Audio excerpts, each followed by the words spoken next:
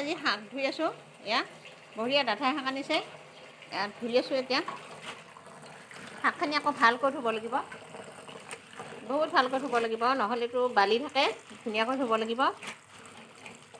ডাঠা শাক চাওক, ইয়াতে ঠাৰি আছে যে, এই ঠাৰিবিলাক, এই যে ডাঠাত ঠাৰি আছে, এয়া আমি একেলগে কাটি নিদিওঁ ঠাৰিখিনি।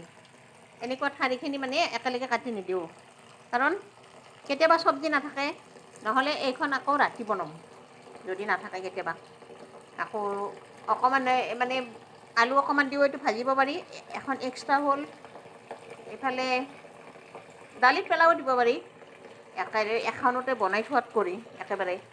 আমাৰ এইবিলাক টেকনিক, মানে মাইকী মানুহৰ ৰান্ধনীবিলাকৰ এনেকুৱা টেকনিক থাকিলে ভাল।